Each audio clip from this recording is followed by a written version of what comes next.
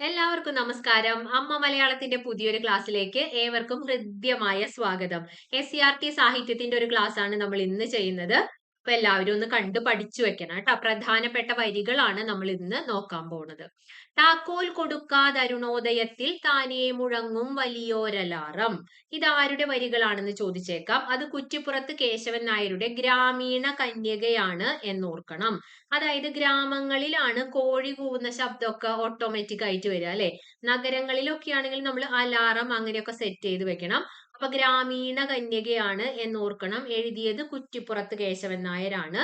താക്കോൽ കൊടുക്കാതരുണോദയത്തിൽ താനേ മുഴങ്ങും വലിയോരലാറം എന്നത് കുറ്റിപ്പുറത്ത് കേശവൻ നായരുടെ ഗ്രാമീണ കന്യകയിലെ വരികളാണ്. അടുത്തത് കഷ്ടകാലമഖിലം കഴിഞ്ഞുഹ ദിഷ്ടമീ വടിവിയെന്ന പോൽ ദൃഷ്ടനായിഹ ഭവാൻ ഭവാനു പണ്ടിഷ്ടയാം നളിനി ഞാൻ മഹാമതേ എന്ന് നളിനി ദിവാകരനോട് പറയുന്നതാണ്. വരികൾ കേൾക്കുമ്പോൾ തന്നെ നമുക്കറിയാം അത് N കുമാരനാശാന്റെ നളിനി എന്ന കൃതിയിൽ നിന്നെടുത്ത വരികളാണ് അല്ലെ. വളരെ നാളിന് ശേഷം ഒരാശ്രമത്തിൽ വെച്ചിട്ട് നളിനിയും ദിവാകരനും തമ്മിൽ കണ്ടുമുട്ടുമ്പോൾ നളിനി പറയുന്ന വരികളാണെന്ന് ഓർത്തു വെക്കണം. അടുത്തത് പെറ്റുകിടക്കും തെരുവു പട്ടിക്കെന്തൊരൂറ്റം കുരച്ചത് ചാടിക്കുതിക്കുന്നു. അത് റഫീഖ് അഹമ്മദിന്റെ അമ്മത്തൊട്ടിൽ എന്ന കൃതിയിലെ വരികളാണ്. അതായത് ഇതിലെ കഥാസന്ദർഭം വയസ്സായ അമ്മയെ കൊണ്ട് കളയാൻ വേണ്ടി പോവാണ്. പുറത്തെവിടെയെങ്കിലും ഉപേക്ഷിക്കാൻ കൊണ്ടുപോകുമ്പോൾ ഒരു ഹോസ്പിറ്റലിന്റെ അങ്ങനത്തെ ഒക്കെ ഒരു പരിസരത്തെത്തും. അവിടെ എത്തുമ്പോൾ അവിടെ ഒരു പട്ടി പ്രസവിച്ച് കിടക്കുന്നുണ്ടായിരിക്കും. ആ പട്ടി അതിന്റെ കുഞ്ഞുങ്ങളെ എടുക്കാൻ ചെല്ലുകയാണെന്ന് വെച്ചിട്ട് തന്റെ കുഞ്ഞുങ്ങളുടെ സുരക്ഷയെ മുൻനിർത്തി ഇവർക്ക് നേരെ കുതിച്ചു ചാടുകയാണ്. അപ്പൊ അവിടെ ഒരു അമ്മ തന്റെ കുഞ്ഞുങ്ങളെ സംരക്ഷിക്കാൻ നോക്കുകയാണ്. ഇവിടെ ഒരു മകൻ അമ്മയെ ഉപേക്ഷിക്കാൻ നോക്കുകയാണ്. അതാണ് ആ രണ്ടും തമ്മിലുള്ള വൈരുദ്ധ്യം എന്നോർക്കണം ട്ടോ. പെറ്റുകിടക്കും തെരുവു പട്ടിക്കെന്തൊരൂറ്റം കുരച്ചത് ചാടി കുതിക്കുന്നു എന്നത് റഫീഖ് അഹമ്മദിന്റെ അമ്മത്തൊട്ടിൽ എന്ന കൃതിയിലെ വരികളാണ്.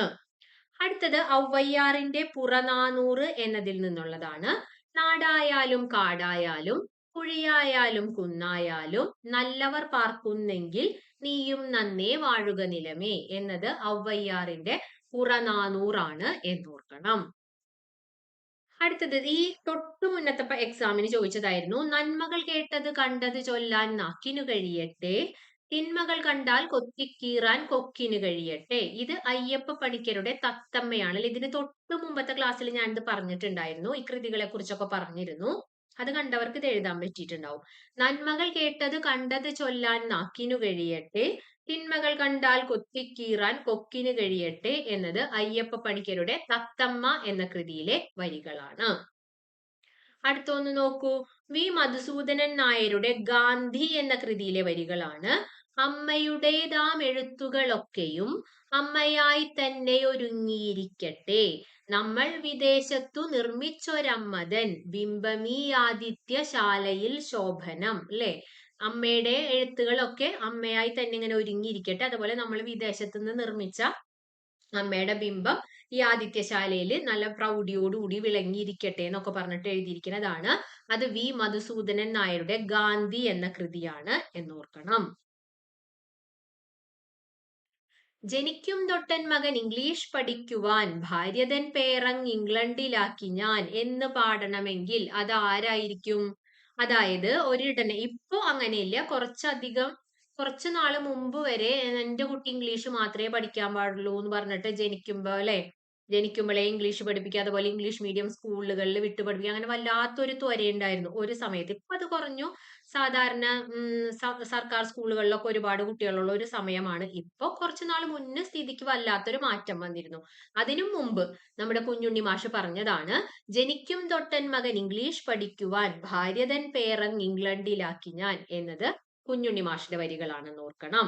അടുത്ത നോക്കൂ. മാന്മാർക്ക് കുട എന്ന വാക്യം ആദ്യമായി പണിപ്പെട്ടു വായിച്ചപ്പോൾ എന്റെ മനസ്സിൽ നിന്നൊരു ആഹ്ലാദധ്വനി വിനിർഗളിക്കുകയുണ്ടായി എന്നത് ആരുടെ കൃതിയിൽ പരാമർശിക്കുന്ന ഭാഗമാണെന്ന് ചോദിച്ചാൽ അത് VT ഭട്ടതിരിപ്പാടിന്റെ കണ്ണീരും കിനാവുമാണെന്ന് ഓർക്കണം. VT ഭട്ടതിരിപ്പാടിന്റെ കണ്ണീരും കിനാവും. അദ്ദേഹം ക്ഷേത്രത്തിൽ ഇങ്ങനെ പൂജാരി ആയിരുന്നല്ലോ, പൂജാരി. അപ്പോ അവിടേക്ക് ശർക്കര പൊതിഞ്ഞുകൊണ്ട് വന്ന ആ കടലാസിൽ നിന്നാണ് അദ്ദേഹം രാത്രി ഇരുന്നിട്ടാണ് വളരെ കുറച്ച് മുതിർന്നതിന് ശേഷമാണ് അക്ഷരങ്ങളൊക്കെ പഠിച്ചത്. എന്നിട്ട് ആദ്യമായി മാന്മാർക്ക് കൂടാ എന്ന് കൂട്ടി വായിച്ചപ്പോ ആയ ഒരു സന്ദർഭമാണ് അദ്ദേഹം ഈ വരികളിലൂടെ വിവരിക്കുന്നത് ഓർക്കണം. അടുത്തത് അന്യജീവനുതകി സ്വജീവിതം ധന്യമാക്കും അമലേ വിവേകികൾ. ഇത് കുമാരനാശാന്റെ നളിനിയിലേതാണ്. ദിവാകരൻ നളിനിയോട് പറയുന്നതാണ് ട്ടാ. അന്യജീവനുതകി സ്വജീവിതം ധന്യമാക്കും അമലേ വിവേകികൾ. അതായത് ഇവര് ബാല്യകാല സുഹൃത്തുക്കളായിരുന്നു, ഇഷ്ടമായിരുന്നു. ദിവാകരൻ നാട് വിട്ടു പോവാണ്. പിന്നീട് അദ്ദേഹം സന്യാസത്തിന്റെ ലോകത്തേക്ക് എത്തിപ്പെടുകയാണ്. നളിനിയുടെ വിവാഹം ഉറപ്പിക്കുന്ന സന്ദർഭത്തില് നളിനി ആത്മഹത്യ ചെയ്യാൻ പോവാണ്. അപ്പോ മറ്റൊരു സന്യാസിനി നളിനിയെ അവിടുന്ന് രക്ഷിച്ചിട്ട് അവരുടെ ഒപ്പം കൂട്ടിക്കൊണ്ടു പോവാണ്. പിന്നീട് അതിനുശേഷം മറ്റൊരിടത്ത് വെച്ച് ഒരു ആശ്രമത്തിൽ വെച്ചിട്ട് തന്നെ നളിനിയും ദിവാകരനും കണ്ടുമുട്ടുകയാണ്. അപ്പോഴും നളിനിക്ക് ദിവാകരനോടുള്ള സ്നേഹം അതേപടി നിലനിൽക്കുന്നുണ്ട്. പക്ഷെ ദിവാകരന് നേരെ തിരിച്ചുമാണ്. അദ്ദേഹം ഒരു ലൗകിക ജീവിതത്തിൽ നിന്നൊക്കെ വിട്ടിട്ടുള്ള ഒരു രീതിയിലായിരുന്നു. അപ്പൊ അദ്ദേഹത്തിന്റെ വാക്കുകളാണ് അന്യജീവൻ ഉതകി സ്വജീവിതം ധന്യമാക്കും അമലേ വിവേകികൾ എന്നത് കുമാരനാശാന്റെ നളിനിയിലെ വരികളാണ്. ദിവാകരൻ പറയുന്ന വരികളാണെന്നും കൂടെ ഓർത്തു വെക്കണം. ആ പ്രായത്തിലാണ് ഇത് ഓർമ്മയുണ്ടോ? ഒരു ചോദ്യത്തിന് ഒരു പരീക്ഷയ്ക്ക് ഇപ്പൊ ചോദിച്ചിരുന്നു അല്ലെ? ആ പ്രായത്തിലാണ് എന്നെ തേടി കവിത വന്നണഞ്ഞത്. എനിക്കറിയില്ല എവിടെ നിന്നാണത് വന്നെത്തിയതെന്ന് എനിക്കറിയില്ല. അത് പാബ്ലോ നെരൂദയുടെ ചിരി എന്നതിൽ നിന്നാണ്. ആ പ്രായത്തിലാണ് എന്നെ തേടി കവിത വന്നണഞ്ഞത്. ഇത് ഓർഡർ തെറ്റിച്ചിട്ടായിരുന്നു ആ എക്സാമിന് കൊടുത്തിരുന്നത് അല്ലെ? ഒക്കെ SCRT തന്നെയായിരുന്നു. ഈശ്വരനല്ല മാന്ത്രികനല്ല ഞാൻ, പച്ചമണ്ണിൻ മനുഷ്യത്വമാണു ഞാൻ എന്നത് വയലാറിന്റെ അശ്വമേധത്തിലേതാണ്. മുളങ്കാടുകൾ എന്ന കവിതാ സമാഹാരത്തിൽ നിന്നാണ് ഇതെടുത്തിരിക്കുന്നതെന്നും കൂടെ ഓർക്കണം കേട്ടോ. വയലാറിന്റെ അശ്വമേധം മുളങ്കാട് എന്ന കവിതാ സമാഹാരത്തിൽ നിന്നാണ് എടുത്തിരിക്കുന്നത്. ഈശ്വരനല്ല മാന്ത്രികനല്ല ഞാൻ, പച്ചമണ്ണിൻ മനുഷ്യത്വമാണു ഞാൻ എന്നത് ഇതിലെ വരികളാണ്. അതുപോലെ തന്നെ ആരൊരാളൻ കുതിരയെ കെട്ടുവാൻ, ആരൊരാളതിൻ മാർഗം മുടക്കുവാൻ എന്നൊക്കെ പറഞ്ഞിട്ടുള്ള വരികള് നമുക്കേറെ സുപരിചിതമാണ്. അപ്പൊ ഇത്രയും വരികളാണ് ഇനി ഓർത്തിരിക്കേണ്ടത്. കുറച്ച് കഥാപാത്രങ്ങളും കൂടെ നമുക്ക് നോക്കി പോകേണ്ടതുണ്ട്. അതും കൂടെ ഒന്ന് നോക്കാം.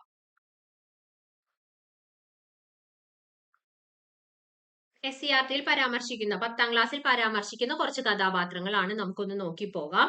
റാങ്വൽ റാങ്ങും മോൺസിനർ എന്നൊക്കെ പറഞ്ഞിട്ടുള്ള കഥാപാത്രങ്ങള് നമ്മുടെ വിക്ടർ ഹ്യൂഗോയുടെ ഏതാ കൃതി? ലാ മിറാബലെ അല്ലെ? ലെസ് മിസറബിൾസ് എന്ന് പറയും, ലാ മിറാബലെ പറയും. ലാ മിറാബലെ എന്നതിന്റെ വിവർത്തനമാണ് പാവങ്ങൾ. അത് എഴുതിയിരിക്കുന്നത് ആരാന്ന് ചോദിച്ചാൽ നമുക്കറിയാലോ, നാലപ്പാട്ട് നാരായണ മേനോനാണ് അല്ലെ? വിക്ടർ ഹ്യൂഗോയുടെ ലാ മിറാബലെ ആണ് പാവങ്ങൾ എന്ന പേരിൽ നാലപ്പാട്ട് നാരായണ മേനോൻ തർജ്ജമ ചെയ്തിരിക്കുന്നത്. അതിലെ കഥാപാത്രങ്ങളാണ് റാങ്വൽ റാങ്ങും മോൺസിനേറും എന്നോർത്തു വെക്കണം. അതുപോലെ തന്നെ മറ്റൊരു കഥാപാത്രമാണ് മാഡം മെഗ്ലോർ. മാഡം മെഗ്ലോർ എന്നത് അതിലൊരു കഥാപാത്രം തന്നെയാണെന്ന് ഓർക്കണം. അടുത്തത് കുമാരനാശാന്റെ നളിനിയെ പറ്റി നമ്മൾ ഇപ്പൊ തന്നെ പറഞ്ഞിരുന്നു. നളിനിയും ദിവാകരനും എല്ലാം നളിനി എന്ന കൃതിയിലെ കഥാപാത്രങ്ങളാണ്. N കുമാരനാശാനാണ് എഴുതിയത്. അടുത്തത് ലളിതാംബിക അന്തർജനത്തിന്റെ വിശ്വരൂപം എന്നൊരു കൃതിയുണ്ട്. അതിലാണ് കുട്ടികളെ അമ്മമാര് തന്നെ വളർത്തണം, എന്നാലേ അമ്മയും മക്കളും തമ്മിലുള്ള ബോണ്ടിങ് ദൃഢമാകൂ എന്നൊക്കെ പറഞ്ഞിട്ട് ഒരു സന്ദേശം തരുന്ന ഒരു കൃതിയാണ് ലളിതാംബിക അന്തർജനത്തിന്റെ വിശ്വരൂപം എന്നത്. അതിലെ കഥാപാത്രമാണ് മിസിസ് തലത്ത്, സുധീർ തുടങ്ങിയവർ ട്ടോ. ഓർത്തിരിക്കണേ. 1-2 വട്ടം വായിച്ചു നോക്കിയിട്ടുണ്ടെങ്കിൽ ഹൃദയസ്ഥായിക്കോളും. ഇത് PSC ഇടയ്ക്കിടെ നമ്മളോട് ചോദിക്കാറുള്ളതാണ്. കടൽ തീരത്ത് OV വിജയന്റെ പ്രശസ്തമായ കൃതിയാണ് കടൽ തീരത്ത്. അതിലെ കഥാപാത്രങ്ങളാണ് വെള്ളായിയപ്പനും കണ്ടുണ്ണിയും. അടുത്തത് ഉണ്ണായി വാര്യരാണ് നളചരിതം ആട്ടക്കഥ എഴുതിയിരിക്കുന്നത് എന്നോർക്കണം. ഉണ്ണായി വാര്യരാണ് നളചരിതം ആട്ടക്കഥ എഴുതിയിരിക്കുന്നത്. നളനും ദമയന്തിയും പുഷ്കരനും കലിയുമെല്ലാം അതിലെ കഥാപാത്രങ്ങളാണ്. അതായത് നളദമയന്തി വിവാഹം കഴിഞ്ഞു കഴിയുമ്പോൾ കലിക്കുണ്ടാകുന്ന ഒരു എതിർപ്പും അതൊക്കെ കുറിച്ച് കാണിക്കുന്ന സന്ദർഭമാണ് അതെന്ന് ഓർക്കണം. നളൻ, ദമയന്തി, പുഷ്കരൻ, കലി എന്നിവർ നളചരിതം ആട്ടക്കഥയിലെ കഥാപാത്രങ്ങളാണ്. എഴുതിയത് നമ്മുടെ ഉണ്ണായി വാര്യരാണ്. ഇനി സുഭാഷ് ചന്ദ്രന്റെ കൃതിയാണ് പൊട്ടറ്റോ ഈറ്റേഴ്സ് എന്ന് കേട്ടിട്ടുണ്ടല്ലോ. അതിന്റേത് ഉരുളക്കിഴങ്ങ് തിന്നുന്നവർ എന്ന പേരിൽ സുഭാഷ് ചന്ദ്രൻ എഴുതിയതാണ്. മിറൽ, ജൂലിയാന, അന്ന തുടങ്ങിയവരാണ് അതിലെ കഥാപാത്രങ്ങൾ എന്നോർക്കണം. കൂടാതെ ഒരു കഥാപാത്രങ്ങളും കൂടി ഉണ്ട്, സാമുവൽ റാങ്തോസ്. മിറൽ, ജൂലിയാന, അന്ന, സാമുവൽ റാങ്തോസ് എന്നിവർ ഏത് കൃതിയിലെ കഥാപാത്രങ്ങളാണെന്ന് ചോദിച്ചാൽ നമ്മൾ പറയും പൊട്ടറ്റോ ഈറ്റേഴ്സ് അല്ലെ, ഉരുളക്കിഴങ്ങ് തിന്നുന്നവരാണ്. അത് എഴുതിയത് നമ്മുടെ മനുഷ്യരൊരാമുഖമൊക്കെ എഴുതിയിട്ടുള്ള സുഭാഷ് ചന്ദ്രനാണെന്ന് ഓർക്കണം. തകഴിയാണ്. തകഴിയുടെ പ്രശസ്തമായ കൃതിയാണ് രണ്ടിടങ്ങഴി. കോരൻ, ചിരുത, ചാത്തൻ. കോരൻ, ചിരുത, ചാത്തൻ എന്നിവരാണ് തകഴിയുടെ രണ്ടിടങ്ങഴിയിലെ കഥാപാത്രങ്ങൾ എന്ന് ആലോചിക്കണം അല്ലെ. ചിരുതേനെ ഇവർക്ക് രണ്ടുപേർക്കും ഇഷ്ടമായിരുന്നു. പിന്നീട് ഒരാള് ജയിലിലൊക്കെ പോകുമ്പോ മറ്റൊരാളെ ഭാര്യ ആയതിനു ശേഷം മറ്റൊരാളെ ഏൽപ്പിച്ചു പോവാണ് അല്ലെ, എന്റെ പെണ്ണിനെ നീ കാത്തോളണം എന്ന് പറഞ്ഞിട്ട് വർഷങ്ങൾക്ക് ശേഷം മടങ്ങി വരുമ്പോഴും അദ്ദേഹം ഈ സഹോദരിയെ പോലെ ഈ സ്ത്രീയെ സംരക്ഷിച്ചിട്ട് അദ്ദേഹം തിരിച്ചു വരുമ്പോ ആൾക്ക് തന്നെ കൊടുക്കുന്ന രീതിയിലുള്ള ഒരു കഥാസന്ദർഭമാണ് കോരൻ, ചിരുത, ചാത്തൻ. രണ്ടിടങ്ങഴിയാണ്. തകഴി ശിവശങ്കരപിള്ളയാണ് എഴുതിയതെന്ന് ആലോചിക്കണം.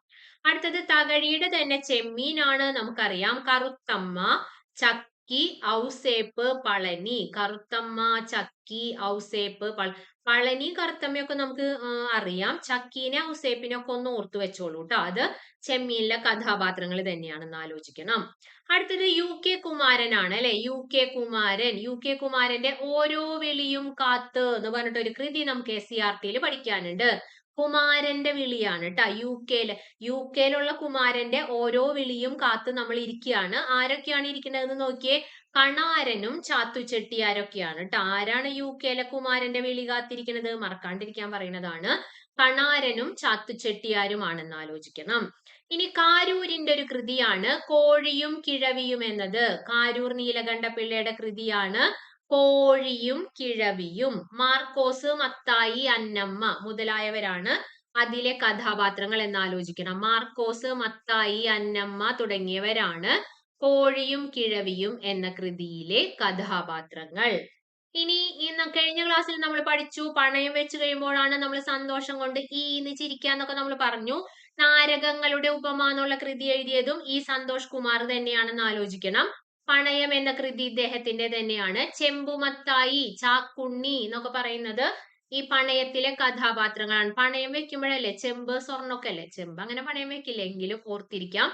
പണയത്തില് പണയം വെച്ചിട്ട് ചാക്കിലാണ് പൈസ കൊണ്ടുവരുന്നൊക്കെ ആലോചിക്കുക. ചെമ്പുമത്തായി, ചാക്കുണ്ണി ഒക്കെ പണയം എന്ന കൃതിയിലെ കഥാപാത്രങ്ങൾ.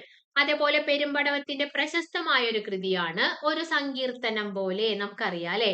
ദസ്തേവിസ്കി, അന്ന, ഫെദോസ്യ എന്നിവരെല്ലാം ഒരു സങ്കീർത്തനം പോലെ എന്ന കൃതിയിലെ കഥാപാത്രങ്ങളാണ്. അപ്പൊ ഇത്രയും വരികളും ഈ കഥാപാത്രങ്ങളും എവിടെയെങ്കിലും നോട്ട് ചെയ്ത് വെക്കുക. ഈ വരുന്ന എക്സാമിന് അല്ലെങ്കിൽ തുടർച്ചയായി വരുന്ന ഏതെങ്കിലും ഒരു പരീക്ഷകളിൽ ഇത് തീർച്ചയായും നിങ്ങൾക്ക് ഉപകാരപ്പെടും. നമുക്ക് വീണ്ടും മറ്റൊരു ക്ലാസ്സിലൂടെ കാണാം. Thank you.